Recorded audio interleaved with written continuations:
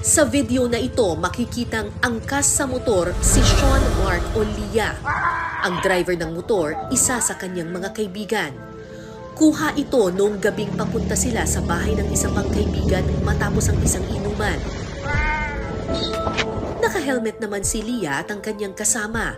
Pero dahil nakainom, nawalan sila ng kontrol at bumangga sa gutter ng kalsada.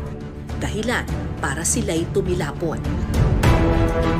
Hindi nakalak ang helmet na suot ni Lia kaya natanggal ito at napuruhan ang kanyang ulo. Sa tindi ng impact, nabasag ang bungo ni Lia. Hindi ko nga po alam eh. First time ko nakita na nagmotor. Nakita ko lang siya, sabi ko, bakit? Sabi ko, ang mga kaibigan kasi lasing, nakainom. Hindi ko alam kung saan siya pumunta eh. Nahanap po siya noong araw na yun eh. Sabi ko si Lia. Sabi niya, mama, hindi namin alam. Tapos yun. Kung sinabihan ako mga kaibigan, hindi ako naniwala. Sabi, patay na daw. Sabi ko, hindi siya patay. Sabi ko, bayan. Tapos yun po.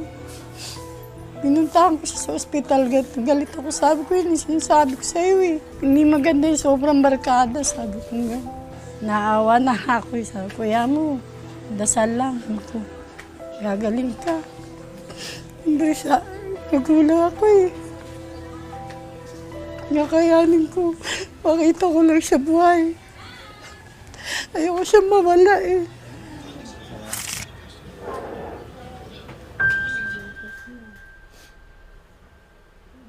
Na rin kasi. Swerteng nabuhay si Lia pero dahil sa aksidente bedridden siya ngayon at sa tubo ay dinaraan ang kanyang pagkain at inumin.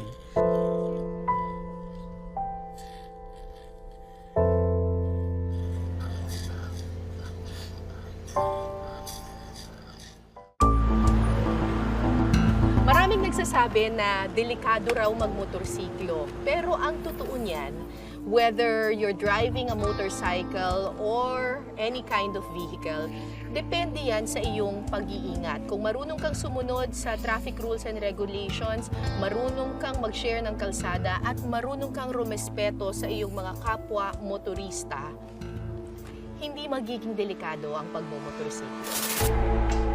Sa tala ng Metropolitan Manila Development Authority o MMDA noong 2023, may mahigit 30,000 ang road crash incidents na kinasangkutan ng mga motorsiklo.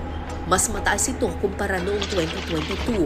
Kada araw halos 60 tao ang nasasangkot sa motorcycle road accidents at mahigit 200 katao naman ang nasawi noong 2023.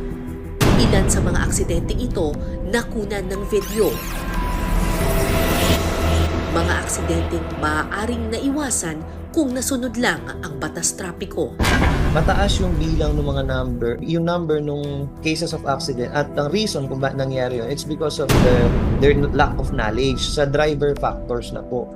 That's why si LTO, kung napansin nyo, may pinatutupad kaming batas, which is ito ang Republic Act 10930 na para sa mga bagong driver na gusto yung magkaroon ng lisensya ay kinakailangan dumaan doon sa theoretical driving course.